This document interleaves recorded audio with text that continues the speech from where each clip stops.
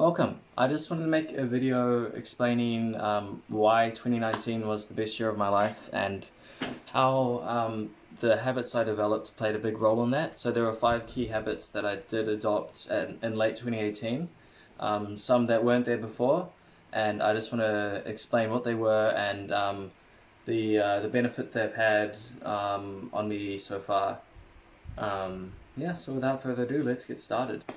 By late 2018, I wasn't the most disciplined person. I didn't have a bunch of great habits in place.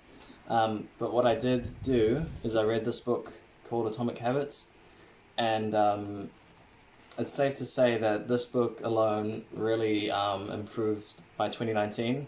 I know that sounds crazy, but if you get a chance to read the book, you'll see for yourself why. Basically, the book explains the power of habits as these small things you do every day that can really make a big difference over your life. And basically explains how to get some difficult habits into your life and how to get rid of the bad ones. So I'd highly recommend this book. This is what started everything for me. And from there, from the moment I read this book, things just got better. So that kind of leads me into my first major habit that I've built, and that is reading books. Reading books is something that I've never been a big fan of until this last year. I was always a bit put off by looking at text. It wasn't very interesting.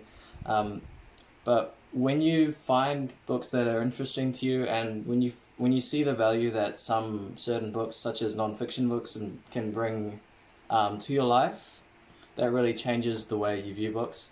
So for me, I've read somewhere in the range of 30 books this year. Compared to last year, it was 4 books. And again, I wasn't a reader before I started reading. That sounds stupid and common sense, but it's true.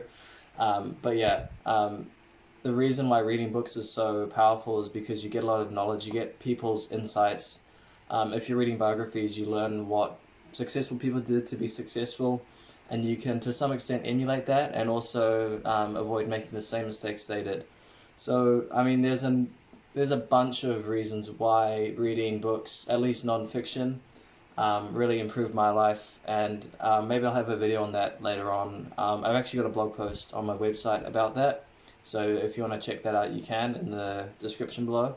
But yeah, reading is good, and it really did improve my 2019. Alright, the next big habit that I guess improved upon was my running. So in late 2018, I'd done 2 half marathons. This year I've done 3 half marathons. It doesn't sound like a big improvement, but it is something. And I've run more consistently and with better discipline.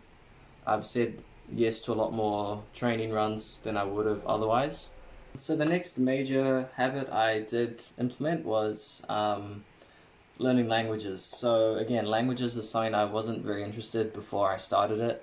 But as you progress and as you get better, you want to do more, and it sort of snowballs in that way, in that regard. So for me, I'm learning Spanish, and I use Duolingo. Duolingo is a really great app for learning any language because they have this streak system. And the higher you build your streak, what tends to happen is that the more you want to stick to that streak. So right now I'm on a 180-day streak. So yeah, I don't want to break that streak, so I'll keep going and I'll keep doing that. And it's just like a 5 to 10 minute a day exercise. But again, the point of habits is that they add up over time, the impact of them do. So yeah, the hope with that is that eventually, maybe in a few years or even sooner, I'll be a fluent speaker in Spanish, and that obviously adds to your employability. You can go work in Spain and speak the local language, or any Spanish-speaking country for that matter.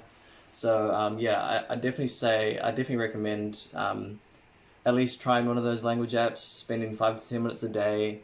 It really it forces you to think differently as well, so that's another key benefit. So yeah, learning languages is something I have not regretted, and it's something I can tell people about, and it's something you can talk to with Spanish-speaking people, and you can test your skills with them. And yeah, it helps you empathize with people who are learning your local language, say in New Zealand, local languages, English, it helps you understand that it's not so easy. All right. So thirdly, another great habit I've implemented is daily journaling. I think it's a great way to be reflective on your day, and it's also a good way to see what your goals are and how you're progressing towards them. I know that sounds like a very broad statement, but it's definitely true, and you'll see for yourself if you give it a go. Um, yeah, what I tend to do with my journaling is I recount some of the highlights of the day. Sometimes I speak about what I'm grateful for because that's really important to have. Since gratitude is so entwined with happiness, if you don't force yourself to find stuff you're grateful for, you won't look back and see what you can be happy about. So, yeah, that's an interesting topic that I'll dive into sooner, maybe. But yeah, so journaling, great for reflection, great for sticking to your goals, and great for being happy and finding gratitude. It's not an easy habit to do. It certainly takes a bit of time to get used to writing out stuff every day, whether it be on your phone. For me, I use an app called Dailyo. I'm not sponsored, obviously, because I've got like 2 subscribers. But Dailyo is like a really good app to use for that. And yeah, generally it's a great way to see what makes you feel good and what makes you feel bad, and then how you can adjust that is also really interesting. Because yeah, the end goal with journaling is to obviously be reflective and be grateful and make decisions that will improve your life further down the line. So yeah, that's journaling for you. Um, my fourth major habit I do currently is distance running. It's again, this can be generalized to exercise as a whole. Exercise is great for obvious reasons, physical benefits. Also, your psychological state improves when you get the blood flowing to your brain. There's numerous studies showing that kind of stuff, and it's just a great way to release energy and feel good about yourself. There's another aspect of that. It's how your mental health, it affects your mental health in big ways. So yeah, exercise, getting a good exercise routine, it is difficult to start off with. It's difficult to keep as a habit, but I have written a blog post in my blog on how to make exercise a consistent habit, and some ideas on how to do that, and there might be a video coming soon about that as well. So yeah, distance running for me is great for like cleansing the mind, cleansing the spirit, if you will, and yeah, its benefits are innumerable. Yeah, and that can be the topic for another video, but exercise is definitely a habit you should have in 2020. All right, so finally, this one is quite specific to me.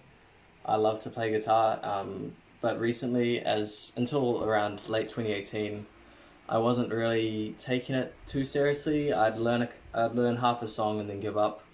But 2019, I've really focused on learning songs in full, and likewise, if you play an instrument, making a habit of not only playing it but improving on it, and actually learning new things. Especially if you don't have a teacher or you're not part of a band, you're just doing it because you want to do it. That's really important. So I'd highly recommend, if you do play an instrument or you are trying to hone a skill, that you just take a step back and look at what you're doing and see if it's really reaping the results you want. Because surprisingly, a lot of the time, even if you're practicing half an hour a day, you might actually not be getting any benefit out of it. So definitely consider the way you're practicing an instrument or practicing a skill, and see how you can improve on that. Yeah. Okay, so those are just some of the habits I have had in 2019 that have made my year both fulfilling, exciting, and enjoyable. That's 3 things, it's not both. So yeah, I definitely recommend doing at least a few of those things if they interest you.